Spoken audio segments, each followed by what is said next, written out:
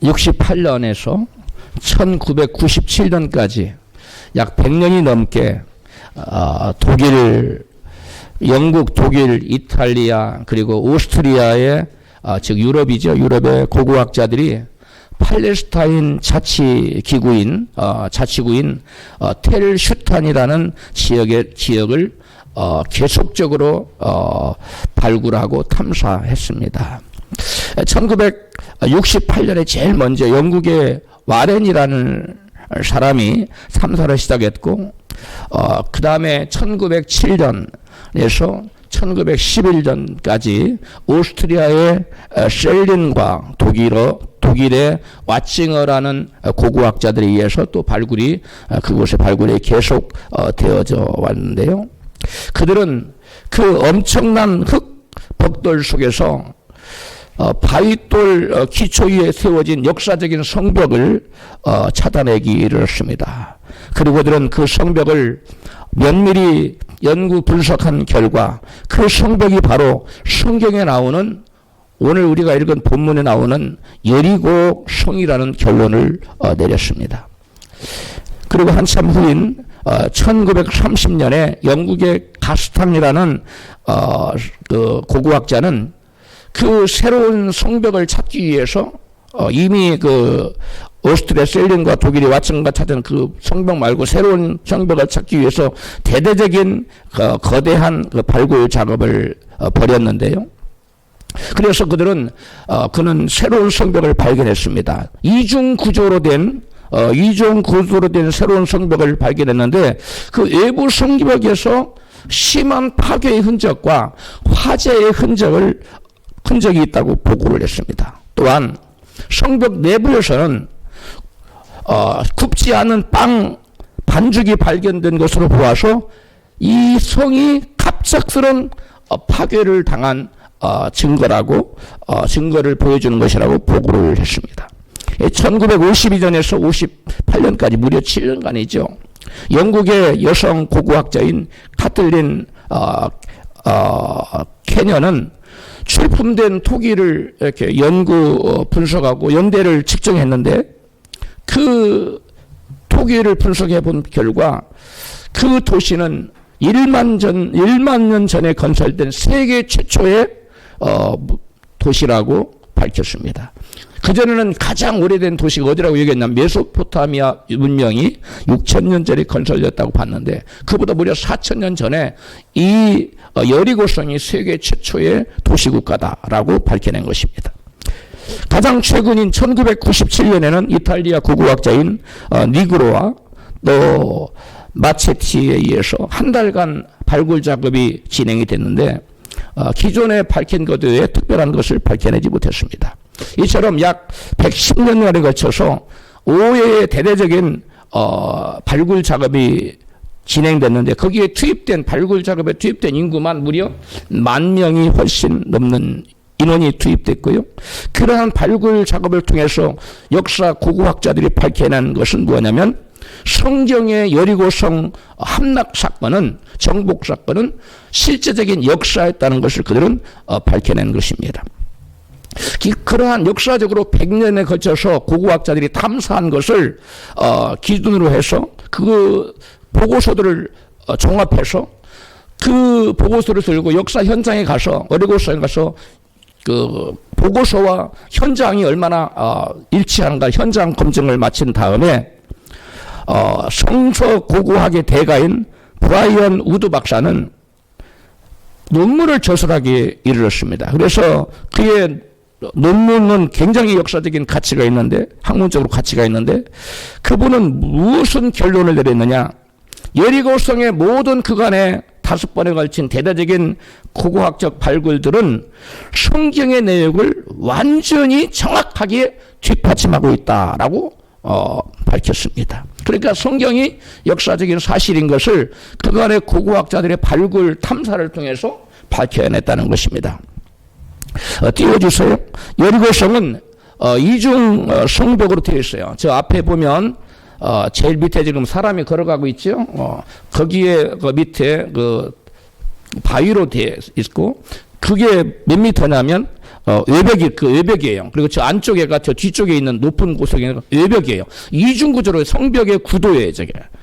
서쪽 캐서린 캐년이 서쪽 발걸지에서 발견한 그 요새화된 여리고 성벽의 이 단면인데 성벽이 하나로 되어 있는 것이 아니라 이중으로 되어 있어서 그 중간에 저기 푸르게 서 있는 게 땅이에요. 거기에 사람들이 살고 있어요. 거기는 하층 계층들이 살았어요. 거기에. 그래서 이 바깥에 보면은 사람들이 걸어가고 있는 게 외벽입니다. 저 안에는 내벽이고 그러니까 굉장히 고지대에 살았어요. 그런데 이 외벽 쪽에 보면 밑에 이 성벽 밑에가 몇 미터냐면 5미터예요. 그리고 위에 또 몇 미터를 쌓아 올리냐면 7미터를 쌓아요. 종합 12미터에 그러니까 굉장히 높은 거죠. 그리고 저 뒷면 부분에는 몇 미터냐면 기초 땅 부분이 7미터 높이고 그 위에다가 기초가 14미터고 그 위에다 7미터를 썼으니까 21m 이중 구조의 벽 중에 내 성벽은 21m의 높이에요. 그래서 이스라엘 백성들이 여리고를 정탐한 다음에 가나안 땅을 정탐한 다음에 뭐라고 그랬냐면 그 성이 하늘에 닿았다라고 말한 것이 바로 이 여리고성을 두고 말한 것입니다. 여리고성은 이중벽으로 이렇게 축조가 되어서 다른 그림을 보여주세요. 다른 그림을. 저거 보면은 이제 여리고성이 오른쪽에 사람들이 막 걸어가고 밑에 바위로 돼 있고 그다음에 진흙 빨간 것은 진흙이라는 거예요. 진흙벽돌을 쌓아서 그리고 중간에 집이 있잖아요. 하층들이 살고 그 안에는 일반 저기들이 살고 있는 그런 예철할 때 예쳤을 때 그 성벽이 무너져서 밑에가 5m나 되는데 어떻게 올라가겠어요?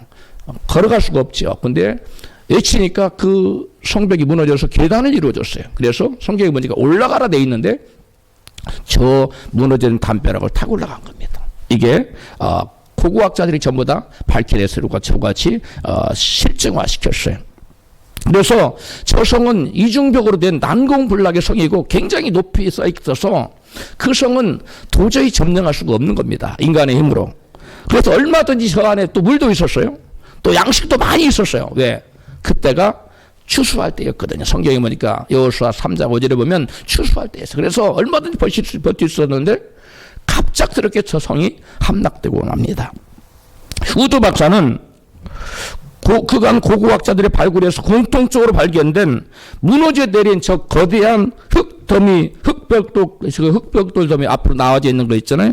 저 흑벽돌 더미가 바로 이스라엘 민족과 여호수아 장군이 여리고성 정복을 했다는 흔적이라는 거예요. 그리고 이 흔적의 연대는 그 벽돌을 다 탄소 측정, 연대 측정을 해봤더니 성경과 정확하게 BC 1400년 전에 저게 이루어졌다는 거예요. 성경의 여호수아 3장 15절에는 이스라엘 여리고성에 도달한 시기가 곡식 거두는 시기라고 되어 있어요. 곡식 거두는, 모맥을 거두는, 그러니까 보리를 거두는 시기였어요. 그 안에 그래서 양식이 뭐였겠어요? 가득 차 있었습니다. 놀랍게도 고고학자들에 의해서 발굴된 여러 항아리들 속에 성경이 말한 대로 곡식이 가득 채워져 있었다는 거예요. 그것이 발견됐어요. 이 사실은 또한 그 성에 갑작스러운 종말이 있었다는 것을 보여주는 것인데 성경은 저 성을 며칠 만에 정복했다고 말하고 있습니까? 7일 만에. 그러니까 바로 추수 끝나고 바로 치고 들어갔으니까 곡식이 하나도 먹지 않고 그대로 남아 있었던 겁니다. 그렇다면 그렇게 양식이 풍부했던 난공불락의 성이 그 여리고성 어찌 그렇게 쉽게 함락이 될 수 있었을까요? 그 이유가 우리가 읽은 본문 여호수아 6장 20절에 이같이 기록되어 있습니다. 같이 읽습니다. 이에 백성은 외치고 제사장들은 나팔을 불 때 백성이 나팔 소리를 듣는 동시에 크게 소리질러 외치니 성벽이 무너져 내린지라. 백성이 각기 앞으로 나아가 성에 들어가서 그 성을 취하고. 아멘. 영어 성경에 보면 그 백성이 각기 올라갔다고 했어요. 아까 무너져 내린 흑벽돌이 그걸 타고 올라갔다고 되어 있어요. 원어에서도 올라갔다 앞으로 나아가서 올라간 거예요. 그래서 그 성을 취했다고 말하고 있습니다.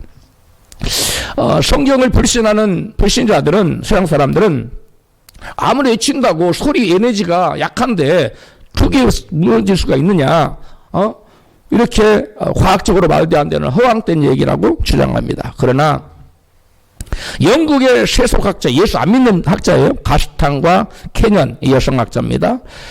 이건 7년 동안 발굴 탐사를 한 결과 그 성이 종말을 받았을 때 지진 활동이 있었다는 것을 있었다는 증거를 발견했다고 보고서에서 보고합니다. 저 성이 멸망할 때 뭐가 있었다고요? 지진. 그러니까 저 성을 이스라엘 백성들이 다 하루에 한 바퀴씩 그 마지막 날 7바퀴를 돌고 마지막에 뭐 할 때? 외칠 때 뭐가 딱 마침 뭐가 일어났어요? 그때 하나님 때를 맞춰서 지진이 학자들은 그때의 지진의 강도가 6.6도에서 7도 정도였을 거라고 측정하고 있어요. 6도에서 7도의 지진이 임해서 착 무너져 내렸다. 만약에 그 진흙벽돌이 저 안쪽으로 흘러내렸다면 올라갈 수 있어요? 없어요? 못 올라가는 바깥쪽으로. 그것도 하나님의 놀라운 기적이죠.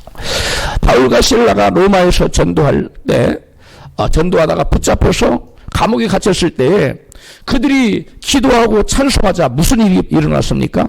사도행전 16장 24절 이것을 우리에게 증거하고 있습니다. 같이 읽습니다. 그가 이러한 영을 받아 저희를 깊은 옥에 가두고 그 발을 착고에 든든히 채웠더니 밤중 정도에 바울과 실라가 기도하고 하나님을 찬미하며 죄수들이 듣더라. 이에 호련히 서든니 갑자기 큰 재림이 나서 옥터가 움직이고 옥문이 곧 다 열리며 모든 사람의 메인 것이 다 벗어진지라. 아멘. 할렐루야. 바울과 실라가 로마 필리포 감옥에 갇혀서 밤중에 기도하고 찬양할 때 갑자기 어브럽틀리 서든니 갑자기 호련히 지진이 났다는 거예요. 그래서 옥터가 흔들리고 옥문이 다 열리고 죄수들의 메인 것들이 다 착고가 풀려졌다는 거예요. 이 일을 하신 일이 누구십니까? 이걸 누가 하셨어요? 이것을 바로 천지 만물을 주관하시는 여호와 하나님께서 정확히 때를 맞춰서 하신 일 아닙니까? 마찬가지로 여리고성이 무너질 때도 이와 똑같이 이스라엘 백성들이 하나님의 말씀을 듣고 그 말씀을 믿고 믿음으로 순종하여 돌았더니 하나님께서 외치라는 그때 무너진다 한 그 말씀대로 약속의 말대로 외치라 하면 그걸 무너진다 했는데 외치라 하니까 하나님 지진을 일으켜서 정확하게 무너뜨렸다는 겁니다. 할렐루야.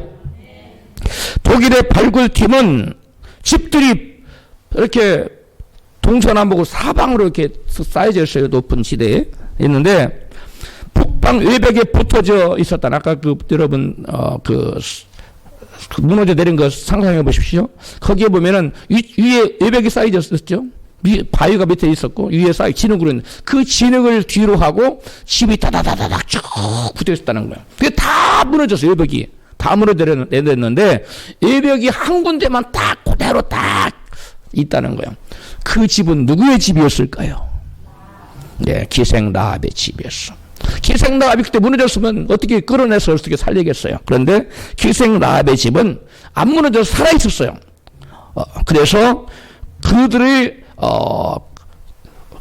이끌어내서 살렸다고 오늘 본문 여호수아 6장 22절에 기록합니다. 같이 읽습니다. 시작. 그 기생의 집에 들어가서 너희가 그 여인에게 맹세한 대로 그와 그에게 속한 모든 것을 이끌어내라 하며 그래서 이끌어냈어요. 자, 이스라엘 백성들은 기생 라합의 가족을 살려내기 위해서 그것을 끌어낸 다음에 이스라엘 백성들은 도시와 그 안에 모든 것들을 다 불태웠습니다. 아까 외성벽에 살고 있는 천민들은 떨어져 집이 함락할 때 지진 나서 다 죽었을 거고 그 안에 있는 내성벽 안에 살고 있는 사람들은 전부 다 가서 칼날로 그리고 다 불로 태워서 죽였다는 거예요. 본문 여호수아 6장 24절 시작. 무리가 불로 성읍과 그 가운데 있는 모든 것을 불사르고 금과 동철 기구는 여호와의 집 곳간에 두었더라. 아멘. 이 발굴팀이 이제 그것을 다 파봤더니 어느 지점에 들어가면 어느 시점부터는 불에 탄 재가 1m 정도가 나온다는 거. 거의 대부분의 지역에서 재가 얼마큼 나온다고요? 1m 두께의 재층이 있다는 거예요. 재층. 그걸 발견했어요. 그리고 그 불에 탄 재와 흔적들이 나오는 그 1m 층을 발견했다고 보고하고 있습니다. 영국의 여성학자 7년 동안 발굴했다고 그랬죠. 고고학자 캐therin 캐년은 그녀의 보고서에서 이 철저한 파괴를 다음과 같이 기술했어요. 파괴는 띄워져요. 파괴는 철저했다. 벽과 바닥들은 화재로 인해 검거나 붓게 타 있었고 방마다 쏟아진 벽돌, 목재들, 가재, 집기들로 가득 차 있었다. 방에 떨어져 있는 파손된 잔해들은 심하게 불탔지만 동쪽 방들의 벽들은 화재의 영향을 받기 전에 붕괴되었던 것처럼 보인다. 외벽에 있는 건 먼저 화재가 나기 전에 먼저 주저앉았다는 거지. 특이한 사실은 그 불탄 것들 중에 곱식이 가득 담긴 항아리들이 많이 발견되었다는 거예요. 전쟁을 계속 치러야 되는 이스라엘 백성들이 군량미를 다 불살라버리는 이 비상식적인 일을 우리는 무엇으로 설명할 수 있을까요? 본문 여호수아 6장 17절 18절이 그것에 대해 설명하고 있습니다. 같이 읽습니다. 이 성과 그 가운데 모든 물건은 여호와께 바치되 그 밭은 어느 곳이든지 취하면 이스라엘 진으로 바침이 되어 화를 당케 할까 두려워하노라. 하나님께 불살라서 다 드려놨기 때문에 이걸 취할 사람이 있어요? 없어요? 없어요. 저주를 받는다 그랬네요. 화를 당하는 아무도 취하지 전부 다 불살랐어요. 오직 한 사람 빼놓고 그 사람이 누굽니까?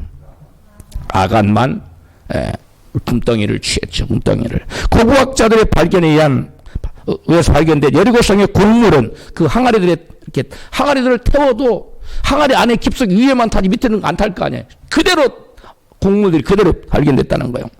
3,500년 전에 이 불타서 항아리 속에 남겨진 이 곡물을 우리에게 무엇을 보여주고 있느냐?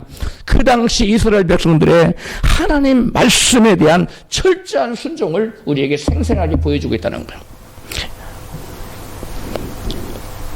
단지 아간만이 순종하지 않았고 그 결과 이 아간의 범죄에 대해서 이스라엘은 아이성에 대참패를 몰고 왔고 그래서 36명이나 죽지요. 또 아간과 그의 가족은 아글골짜기에 가서 그리고 자녀들 양과 소와 아간 모두 돌로 쳐서 죽이고 불살라서 그 다음에 돌무더기로 그것이 바로 어떤 골짜기? 아골골짝.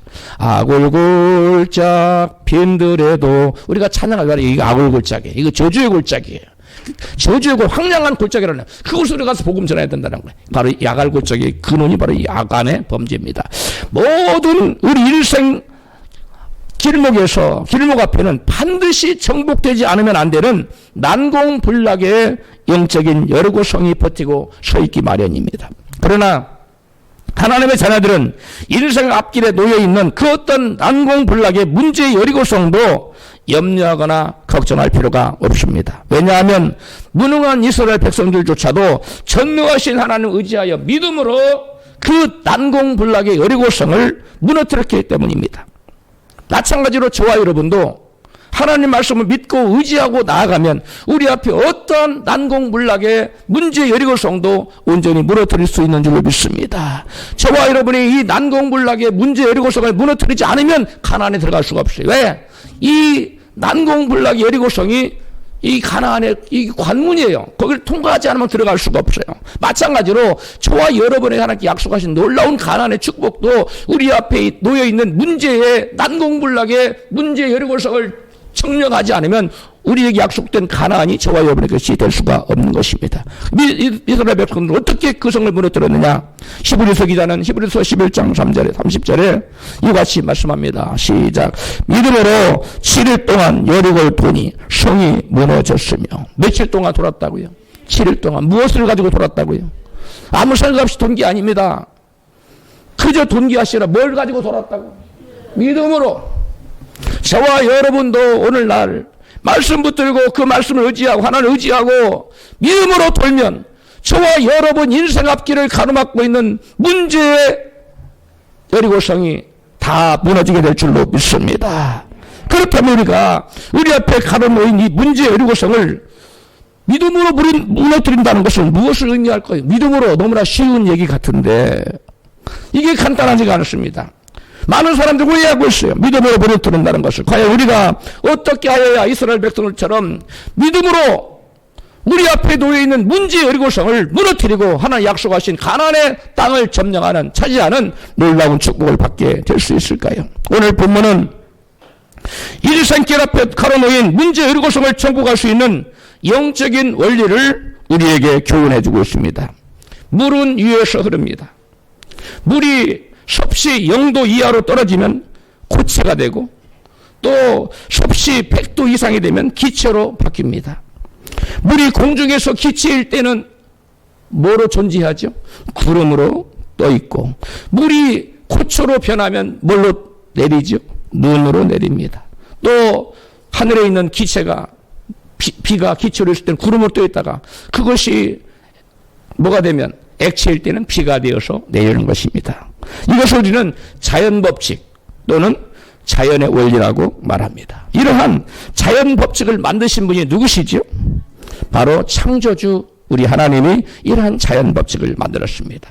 하나님은 자연 세계만 존재하도록 만드신 것이 아니라 영적인 세계도 존재하도록 만들었어요. 자연 세계에는 자연 법칙이 지배를 하지만 영적인 세계에는 영적인 법칙이 지배를 하도록 되어 있습니다. 그래서 우리 개나 돼지나 말이나 소나 이런 것들은 전부 다 자연 법칙의 지배를 받아요. 그러나 우리 인간은 육적으로 지어진 것은 우리 육체는 자연적인 법칙의 지배를 받죠. 우리는 또 영적인 하나님 형상으로 지배를 지어졌기 때문에 또한 영적인 지배를 받습니다. 우리 인간만 독특하게 세상의 모든 피조물 중에 우리 인간만이 자연의 지배와 영적인 지배, 자연 법칙의 지배와 영적인 법칙의 지배 두 가지 지배를 다 받게 되어 있습니다. 그러므로 저와 여러분이 바로 영적 전쟁에 승리하려면 영적인 원리를 잘 알아야만 합니다. 우리가 믿음으로 행하는 모든 것은 자연 원리에 해당합니까? 아니면 영적인 원리에 해당합니까? 이것은 영적인 원리에 해당합니다.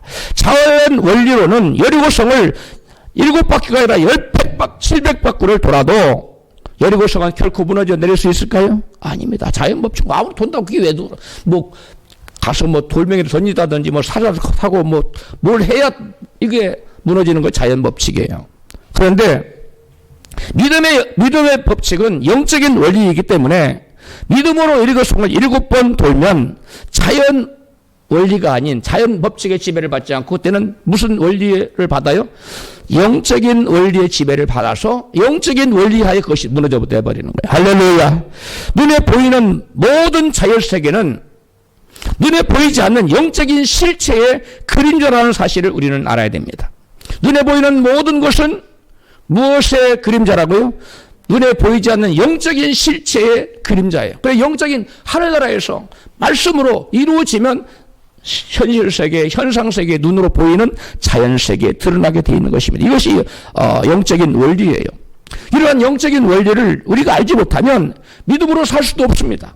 또한 또 영적으로 부어지는 하나님의 놀라운 축복도 받아들일 수가 없습니다. 하나님 말씀에 의해 먼저 영적으로 이루어져야 그 후에 우리 눈에 보이는 현상세계의 어떤 현상으로 나타나는 것이 이것을 영적인 원리라고 그래요. 히브리서 11장 3절은 이에 대해서 자세히 말씀하고 있습니다. 같이 읽습니다.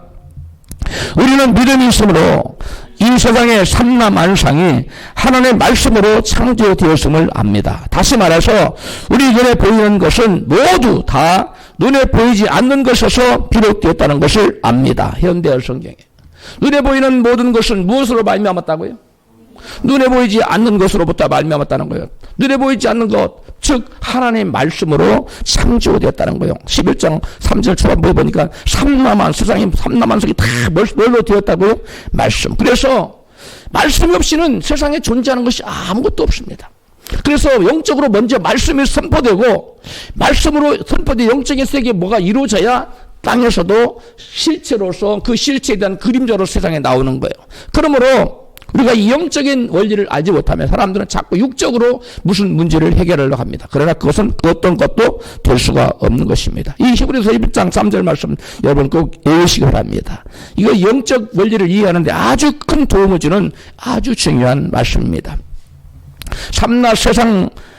세상의 삼라만상의 모든 것이 말씀으로 생겨났으며 말씀이 없이는 이 세상에 아무것도 이루어지지 않는다는 거예요. 이 세상에 존재하는 모든 것은 다 무엇으로 말미암았다고요? 말씀으로.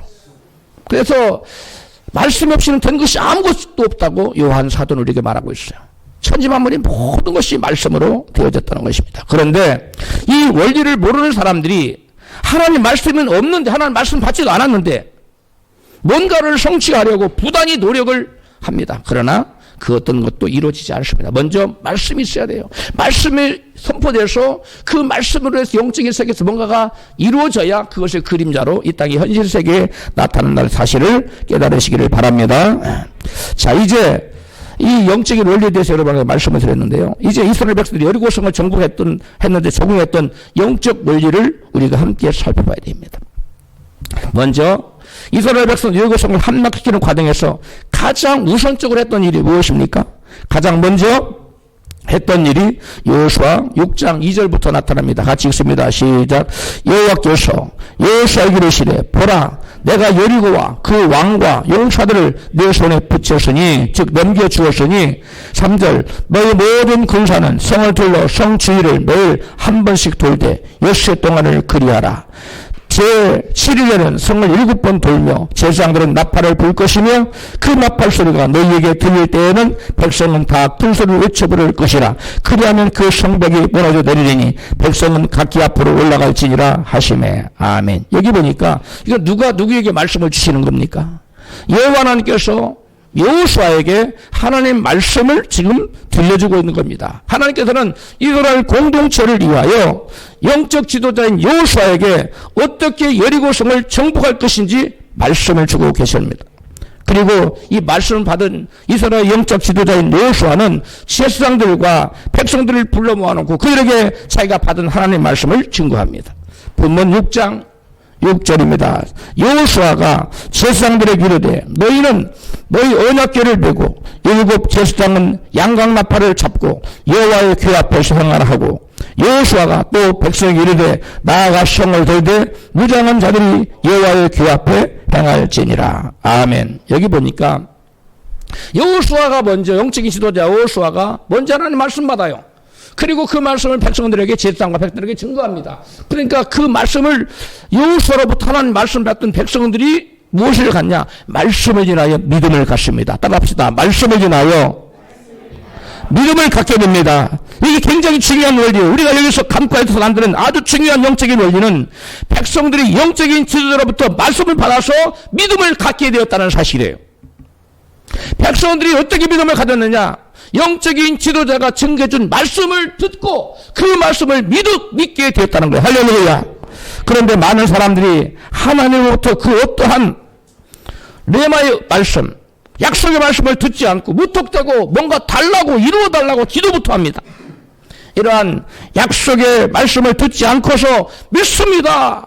막 힘을 줘서 불같은 기도를 한다고 해서 문제의 여리고성이 무너지는 것이 아니라는 것입니다.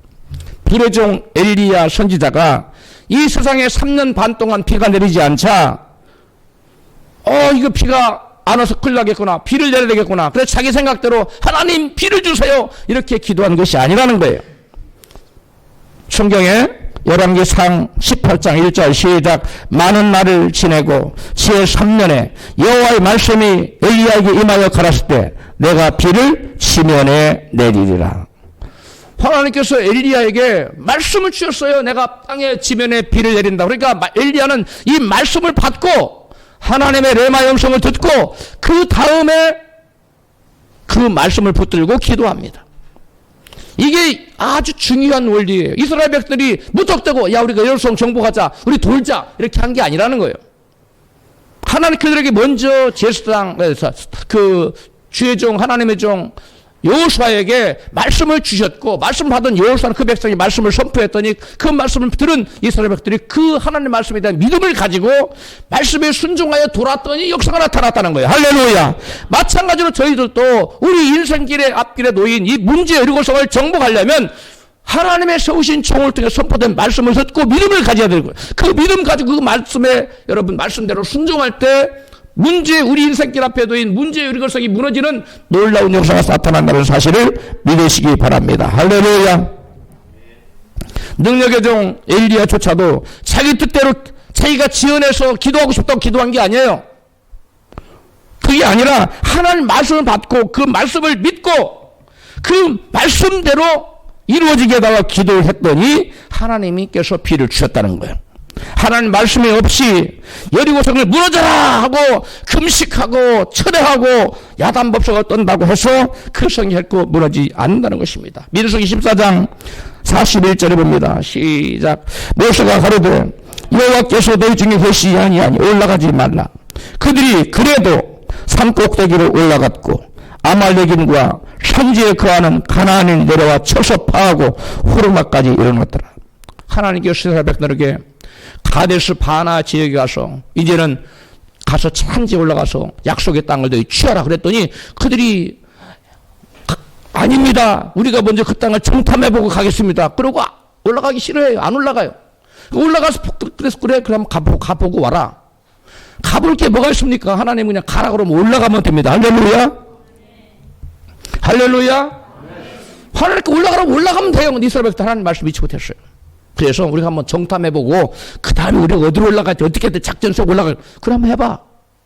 그래서 12지파의 족장들 뽑아서 정탐꾼을 보냈더니 아이고 거기는 하늘이 닿은 성이 있고 치는 장대 같고 철병을 갖고 우리가 도저히 안 된다고. 여호와께서 애굽에 매장지가 없어서 이곳에 올려서 여기서 죽이려 하는가. 원망하고 모세와 아론을 원망하고 불평하다가 결국 그들은 다 망하여 죽겠다. 너희들이 이제 다 광야에 죽을 것이다. 이 말씀을 모세가 선언하자 그 백성들이 슬퍼하며 바로 조금 전에 이거들이 이 말씀을 우리가 이제 올라가겠습니다. 올라가는 때는 안 올라가고 하나님이 너희를 다 심판 광야에 다 죽게 할 거야. 말씀을 하더니까 그때서 아이고 이제 올라가겠다. 그럼 모세가 그러니 아니다. 이제 올라가도 소용없다. 너희들이 하나님 말씀 버렸고 하나 믿지 않았기 때문에 하나님 너희들과 함께 하지 않는다. 올라가지 마라. 너희들 올라가면 대피할 것이다. 아닙니다. 그래도 우리가 올라가요. 올라가는 때도 안 올라가요. 올라가지 말라니까 꾹 올라가. 다 참패하잖아요. 처절하게 패배하잖아요. 하나님의 선포된 말씀 믿고 그 말씀에 순종하시기 바랍니다. 이것이 여리고를 도는 거예요. 이 원리를 알지 못하면 우리가 아무리 신앙생활을 오래 해도 일생의 길 앞에 놓인 문제 여리고성을 정복하지 못하기 때문에 그 너머에 있는 가나안을 차지하지 못하는 거예요. 이스라엘 여리고성을 정복하고 교만해져서 하나님 말씀이 없는데도 말씀대로 하지 않고 아이성 저까지 거 조그만하니까 3,000명만 뽑아서 가자. 쉽게 됐습니까? 아니죠. 3,000명이 갔다가 대패하고 36명이 죽고 말아요. 왜? 말씀이 없었기 때문에 그래요. 아무리 난공불락에 하늘이 닿은 여리고성이라도 하나님 말씀이 있으면 하나님의 권능으로 하나님 때 그 성을 무너뜨려서 이스라엘로 그 성을 정복하게 하십니다. 할렐루야. 이스라엘과 그 다음에 이스라엘이 아간을 처치하고 죄를 회개하고 하나님께 묻지 않아 이렇게 작전 명령을 내려 아이성들은 내복을 줘서 이렇게 하라. 그 말씀 받고 나갔더니 이제는 이스라엘 백성들이 단 한 명도 희생자가 없이 아이성을 완전히 다 한 사람도 남기지 않고 다 정복해버립니다. 말씀 받으십시오. 여리고성을 믿음으로 돌리길 원하십니까? 그렇다면 여러분 말씀을 들어요. 말씀 받지 않고 도는 건 도는 게 아니에요. 왜 이처럼 하나님 말씀 받고 나가면 승리하는데 하나님 말씀 받지 않고 나가면 패배하는 것일까요? 그것은 믿음은 들으면서 난다는 말씀처럼 하나님께서 주시는 말씀을 받지 못한 사람은 믿음이 생기지 않기 때문에요. 믿음 뭘로 생긴다고요? 믿음은 들으면서 난다는 거예요. 근데 하나님 말씀 안 들었어요. 레마의 음성을 들은 적이 없어요. 말씀을 듣는다고 해도 다 듣는 게 아니에요. 여기서 여러분 말씀은 다 이게 말씀을 듣는 게 아니라 성령께서 내게 내 심령에 주시는 레마의 음성을 듣는 그것이 하나님 내게 주신 말씀이에요. 할렐루야. 그 말씀을 들으시라는 거예요. 할렐루야. 근데 그 말씀 받지 않는 사람 믿음이 생기잖아요. 믿음이 없다는 것은 믿음이 없는 사람과 하나님께 결코 함께 하십니까? 안 하십니까? 함께 하지 않습니다. 그러므로 대피하는 거예요. 그래서 영적 전쟁에서 승리하여 우리 앞에 놓인 문제 여리고성을 정복하려면 반드시 먼저 하나님 말씀 받아야 하는 거예요. 그러기에 하나님의 음성을 들으려면 적어도 예배 전에 30분 전에 나와서 주님이 내게 오늘 어떤 말씀을 주신가 사모하는 마음으로 기도로 준비해야만 그 레마의 음성 하나님 내게 개인적으로 주시는 인디비주얼리 개인적으로 필요한 말씀을 주신다는 거예요. 할렐루야. 설교 시간에 졸다가 딴 생각하다가 말씀 못 들었어. 놓쳤네. 무슨 말씀을 레마의 음성을 못 들었어요. 뭔가 내용은 알겠는데 하나님 내게 주는 음성 못 들었어요. 그렇다고 여러분 포기하지 마세요. 나중에라도 집에 가서라도 설교를 올려놨겠는데 계속 들어서 하나님 이 말씀 듣고 나보고 이제 뭐 하라는 거지? 어떻게 하라는 거지? 하고 레마의 음성을 들으시기를 바랍니다. 할렐루야. 그럴 때 그 레마의 음성, 하나님 내게 주신 개인적인 음성을 들어야 내 인생길 앞에 놓여있는 이 문제의 여리고성을 무너뜨리고 그 너머에 있는 가나안을 차지하는 복된 인생이 되는 줄을 믿습니다. 두 번째로 이스라엘 백성이 믿음으로 여리고성을 돌자 그 성이 무너졌는데 그 성을 무너뜨리는 믿음이란 도대체 어떤 믿음인가요? 가장 먼저 여리고성을 무너뜨리는 믿음은 인간의 힘으로 도저히 바랄 수 없는 것을 바라보고 도전하는 것이 믿음이에요. 이스라엘 1세대들은 가서 돌아보고서는 성이 하늘에 닿았다고, 그 성을 정복할 수 없다고 원망하고 그 성을 바랄 수 없는 중에 바라봐야 되는데 바라보지를 못해요. 그리고 아예 낙심하고 절망하고 원망하고 그 다음에 불신한 다음에 포기해요. 그래서 하나 주신 땅을 받지 못합니다. 이스라엘 1세대들은 그 성을 정탐으로 돌아와서 그 성을 정복하는 것은 절대 불가능하다고 이렇게 말했습니다. 신명기 1장 27절입니다. 시작. 여호와께서 우리를 미워하심으로 아모리 족속의 손에 넘겨 멸하시려고 우리를 애굽 땅에서 인도하여 내셨도다. 그 백성은 우리보다 장대하며 그 성읍들은 크고 성곽은 하늘에 닿았으며 아낙 자손을 보았노라 하는도다. 성곽이 어디에 닿았다고요? 하늘에. 이 성이 바로 어떤 성이에요? 여리고 성입니다. 여리고 성. 가나안 쪽에서 가장 높은 성이에요. 그리고 가나안 들어가는 관문이에요. 그래서 그들은 아예 그 성을 정복할 꿈을 못 꿔요. 근데 성경은 뭐라고 말하냐? 바랄 수 없는 중에 바라는 것이 믿음이라고 말하고 있어요. 할렐루야. 그들은 바랄 수 없는 중에도 하나님 말씀 믿고 바라봐야 되는데, 하나님 올라가라서 하나님이 책임져 줄 것이라고 믿고 올라가야 되는데, 아예 우리는 그거 안 돼요. 우리가 지금 노예 출신 어떻게 그걸 차지해요? 우리가 뭐 군사훈련 받았어요? 우리가 무슨 부대가 있어요? 그러면서 안 올라가. 아예 전쟁해보지도 않고 시도 한번 해보지도 않고 아예 처음부터 끝나버린 겁니다. 그런데 반면에 오늘 본문에 나타난 이스라엘의 2세대들은, 여호수아 장군이 이끄는 이스라엘 2세대들은 그 하늘에 닿을 듯한 그 높은 성을 정복하겠다고 바랄 수 없는 중에 바라고, 자기들이 지금 무슨 힘으로 그걸 정복하겠어요? 그 바랄 수 없는 겁니다. 자연적으로, 인간적인 인성으로, 능력으로, 실력으로. 그런데 그들은 바랄 수 없는 중에 지금 뭐 하고 있어요? 바라고 그 성을 무너뜨리겠다고 돌고 있잖아요. 이게 믿음이라는 거예요. 할렐루야. 이게 믿음이라는 거예요. 본문 여호수아 6장 14절에 그걸 말씀하고 있어요. 시작. 제2일에도 성을 한 번 돌고 첫날도 한 바퀴 돌았어요. 그 다음에 진에 돌아오니라. 엿새 동안은 이같이 아니라. 엿새 동안 매일 한 바퀴씩 돌아. 그 다음에 제7일에 7바퀴 돌으라니까 1바퀴 막 그래요. 그 성이 학자들이 고고학 발견을 한 사람들은 둘레가 약 1km 정도 된다고. 1km. 그러니까 한 바퀴 도는데 뭐 그렇게 오랜 시간이 걸리는 건 아니에요. 한 15분 정도 걸으면 한 바퀴 돌 수 있어요. 그렇게 내 힘으로 도저히 바랄 수 없는 것을 맞선 붙들고 바라보고 꿈꾸는 것이 믿음이라고 성경 로마서 4장 18절에 같이 쓴 거예요. 같이 읽습니다. 아브라함은 희망이 사라진 때에도, 즉 바랄 수 없는 중에도 바라면서 믿었으므로 너희 자손이 이와 같이 많아질 것이다 하신 말씀대로 많은 민족의 조상이 되었습니다. 현대인의 성경.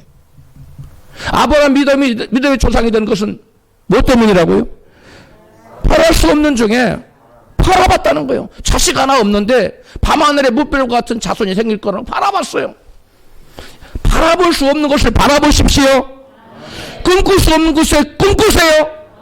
도저히 이건 안 된다고 도전도 못 해보고 포기하지 말고 믿음으로 바라보시고 도전하시기를 축복합니다. 이것이 믿음이라는 거예요. 믿음의 조상 아브라함은 바랄 수 없는 중에 바라보았는데 그것을 성경은 믿음이라고 말하고 있어요. 하나님께서는 아브라함에게 너는 너 있는 곳에서 눈을 들어 동서남북을 바라보라. 네가 보는 모든 땅을 너와 내 자손에게 주리니 영원히 이르라고 창세기 13장 13절 말씀하고 있어요. 하나님께서 아브라함에게 뭘 주겠다고요? 네가 보는 모든 땅을 주겠다고 했어요. 네가 바라보지 않으면 주겠다 안 주겠다?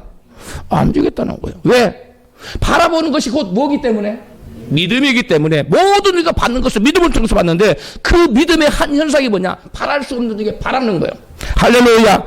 안 믿는 세상 사람과 우리 믿는 사람의 근본적인 차이가 뭐냐? 세상 사람들 자기가 계산해 봐서 내가 이건 열심히 하면 되겠다. 바랄 수 있는 것을 바라요. 그러나 우리는 내가 이건 죽었던 게 나도 불가능해. 그러나 하나님이 말씀하셨으니 말씀 믿고 한번 바라보고 도전할 거야. 이것은 믿음의 사람입니다. 할렐루야. 네. 여러분은 전자의 사람입니까? 후자의 사람입니까? 다 후자의 사람인 줄 믿습니다. 바랄 수 없는 중에 바라는 것. 이것이 믿음의 첫 번째 특성이에요. 따라서 아브라함의 믿음이 자손인 성도인 저와 여러분은 아브라함처럼 바랄 수 없는 중에 말씀 붙들고 바라고 꿈꾸고 도전해야만 하는 것입니다. 믿음의 사람은 자기 힘으로 할 수 있는 것만이 아니라 내 힘으로는 도저히 불가능한 것을 말씀 붙들고 믿음으로 바라보는 것. 이것이 바로 믿음의 사람인 것입니다. 할렐루야.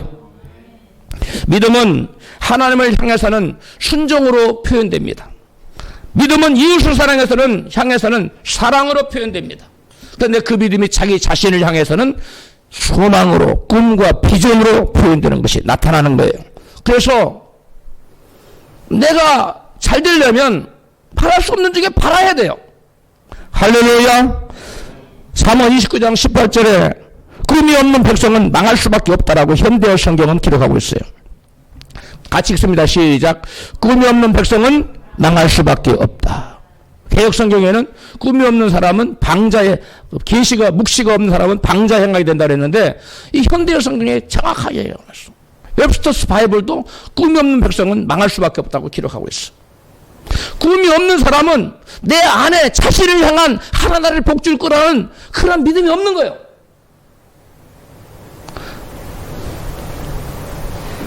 믿음을 세 가지로 표현됩니다. 하나님 향해서는 뭘로 표현된다고요? 하나님 말씀의 순종. 이웃을 향해서 뭘로 표현돼요? 사랑. 나 자신을 향해서는 뭘로 표현돼요? 소망. 이 땅에서 천국을 누리는 거, 하나님께서 나로 하여금 이 땅의 세상을 누리게 할 거야. 내가 세상에서 천국을 누릴 거야. 그런 소망 갖는 거. 이거 믿음이에요. 내가 죽어서 영원한 천국 큰 상급 받고 영원 천국에서 하나님께 영광으로 살 거야. 여러분, 그것도 자기를 향한 영원한 여러 비전입니다. 이러한 바랄 수 없는 에게 바라는 꿈과 비전을 가진 여러분 되시길 주님으로 축복합니다. 그 다음에 두 번째, 이 성을 정복하, 여리고성을, 우리 앞에 문제 여리고성을 정복하는 믿음은 자기들의 이성을 꺾고 자기들의 지식과 경험을 꺾고 하나님의 세우신 권위와 말씀 앞에 자신을 부인하고 순종하는 거예요. 두 번째는 뭐라고요? 순종하는 거예요. 말씀 붙들고 그 말씀을 순종하는 거예요. 처음에는 말씀 붙들고 바랄 수 없는 중에 바라는 것이 믿음이고, 두 번째는 뭐라고요? 하나님 말씀 붙들고 내 이성을 꺾고 내 경험을 꺾고 내 지식을 부인하고 하나님 말씀 붙들고 순종하는 거예요. 이스라엘 백성들이 성추위를 돌았는데, 장군님, 이건 말도 안 됩니다. 거기서 동맹이를 떨어뜨리고 다 죽지 않습니까? 화살을 쏘면 어떡하라고요? 그렇게 말한 사람이 아무도 없었어요. 이스라엘 1세대 모세가 지휘했던 1세대도 아마 그렇게 반항했을 겁니다. 모세요, 이건 안 됩니다. 세상들이 나서 벌떡같이 일어나서 그래, 안 되겠다, 나중에 하자. 이스라엘 1세대들이 그랬어요. 그런데 그 능력의 종 모세의 말을 1세대들은 부인하고 안 들었어요. 그러나 2세대인 여호수아가 이끄는 그 2세대들은 모세만 못한 여호수아 말에 그대로 순종하며 돌아가니까 돌잖아요. 그래서 역사가 나타나잖아요. 내 경험과 이성과 지식을 다 부인하고 하나님 말씀을 순종해서 하다 보면 길이 없는데 길이 나타납니다. 할렐루야. 그걸 말하는 거예요. 1세대들은 신명기 1장 20절부터 32절에 보면 그들이 이렇게 말합니다. 같이 읽어요. 시작. 내가 너희에게 이르기를 우리 하나님 여호와께서 우리에게 주신 아모리 족속의 산지에 너희가 일어났나니 너희 조상의 하나님 여호와께서 너희에게 이르신 대로 올라가서 차지하라. 두려워하지 말라. 주저하지 말라. 한즉 26절. 그러나 너희가 올라가기를 원하지 아니하고 너희 하나님 여호와의 명령을 거역하고 32절. 이 일에 너희가 너희 하나님 여호와를 믿지 아니하였도다. 이렇게 하나님 말씀에 순종하지 않고 말씀을 거역하는 것을 하나님 뭐라고 그래요? 순종하지 않았다. 믿지 않았다고 말해요. 믿음은 말한 말씀 듣고 내 힘으로 안 돼. 내 이성으로 맞지 않아. 내 경험상으로도 안 맞아. 이건 안 될 것 같아. 그래도 말씀 믿고 그 말씀을 순종하는 거야. 할렐루야. 그들이 만약에 모세가 전해준 하나님의 말씀 믿고 그 땅 올라갔더라면 그들은 그때 다 가나안 차지할 수 있었어요. 근데 그들은 경험을 앞세우고 지식을 앞세우고 이성을 앞세워서 그건 안 된다고. 뭐 철옹성이 있고 뭐 철병가가 있고 안학자성이 있고 우리는 안 된다고. 그래서 그들은 안 된 거예요. 아무리 불가능한 상황이라도 하나님 말씀이 있으면 되는 줄로 믿으시기 바랍니다. 그리고 순종하시기를 바랍니다. 할렐루야.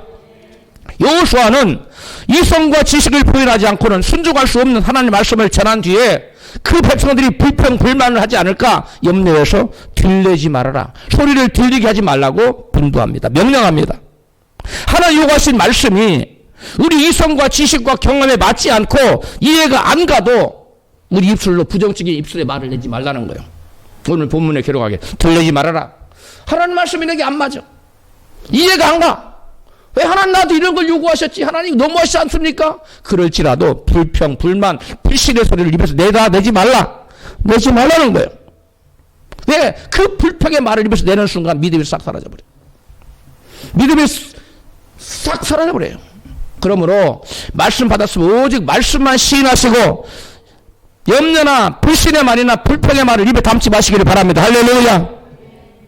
인생 앞길에 놓여있는 문제 일곱성을 정복할 수 있는 단 하나의 비결을 말하라면 하나님 먼저 하는 말씀을 받고 그 말씀을 믿고 그 말씀대로 순종하는 거예요. 이게 굉장히 중요한 말이에요. 단 하나의 비결을 말하라면 뭐라고요? 말씀을 들어야 돼요. 들은 다음에 뭐 해야 돼요? 믿어야 돼요. 그 말씀 뭐 해야 돼요? 순종해서 움직여야 돼요. 그 다음에 마지막으로 세 번째입니다. 문제 여리고성을 정복하는 믿음은 뭐냐? 믿음으로 행진하는데 성이 무너질 징조나 조짐이 전혀 안 보여. 그러지라도 포기하지 말고 끝까지 인내하는 것이 믿음이에요.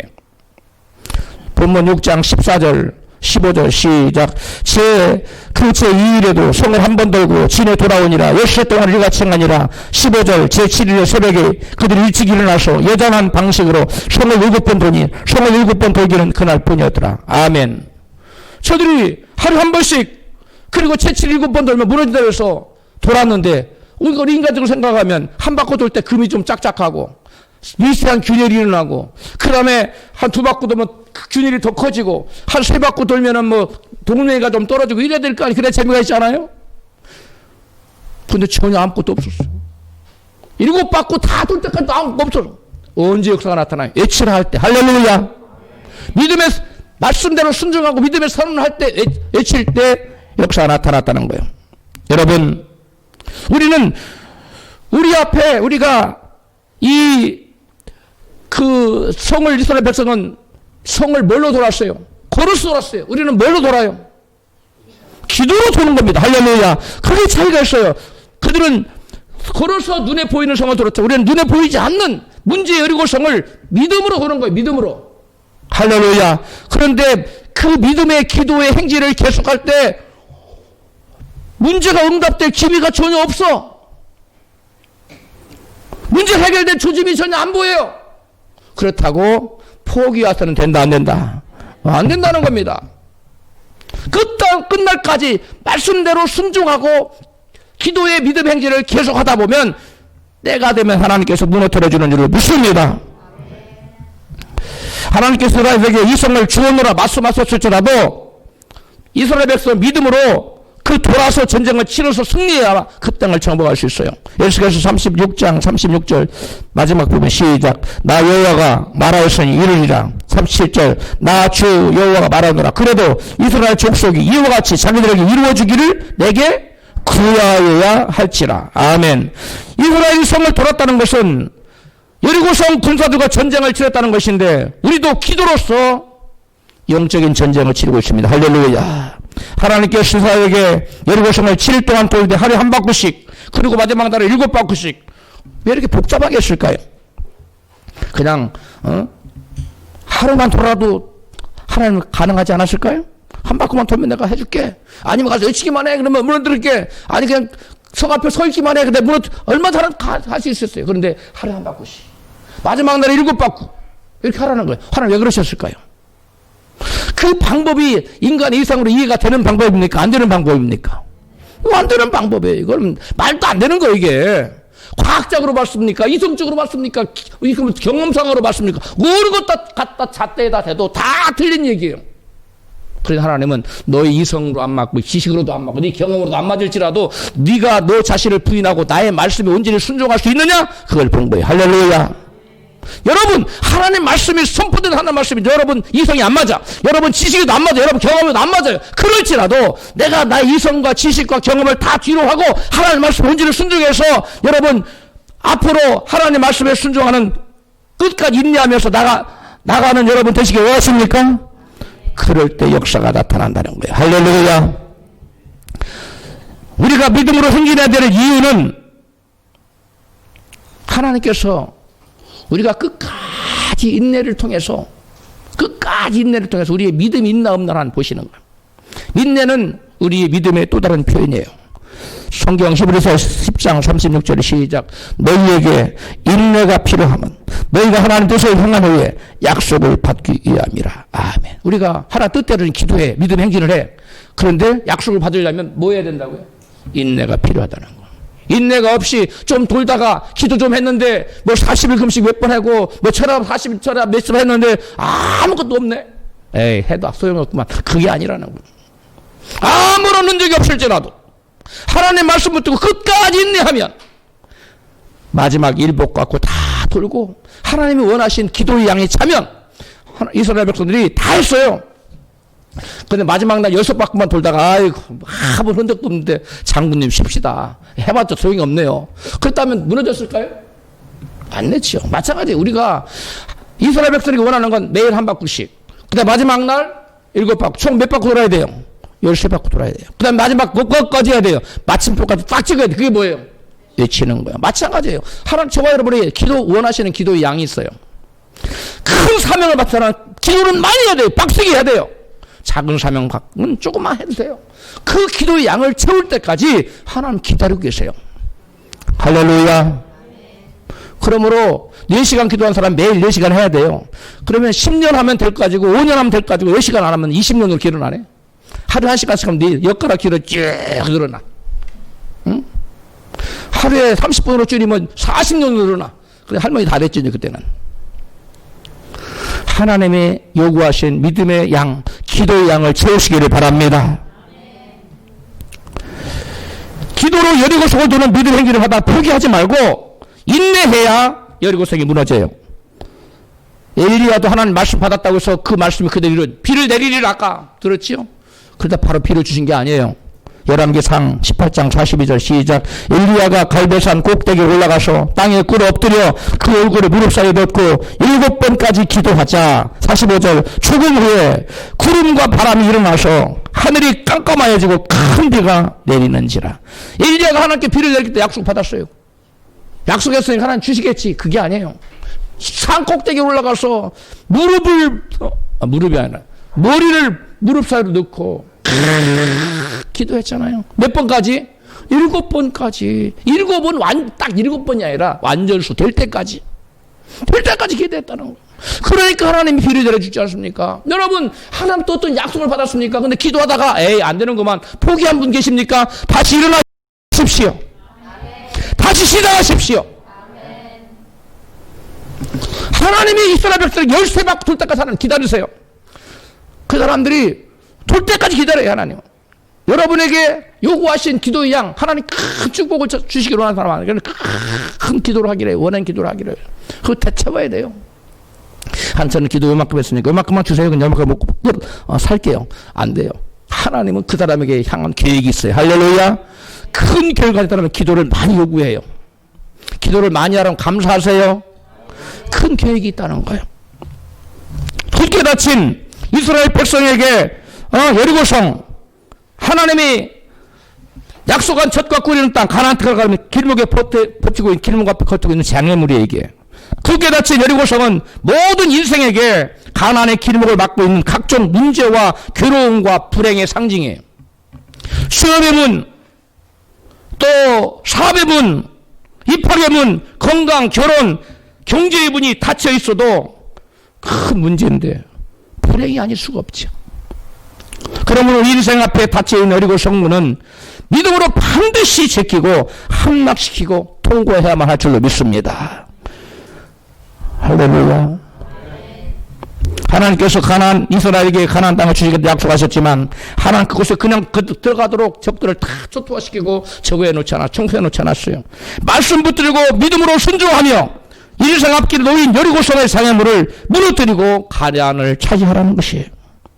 우리 인생길에 닫힌 여리고 성문을 열어 제키기 위해 가장 먼저 하나님께 내게 주시는 말씀 붙들고 믿음을 가지십시오. 할렐루야. 두 번째, 말씀을 붙들고 바랄 수 없는 쪽에 바라보십시오. 할렐루야. 세 번째, 그 말씀에 여러분 순종하십시오. 그리고 말씀이 성취될 때까지 끝내 여러분 인내하시기를 주의 이름으로 축원합니다.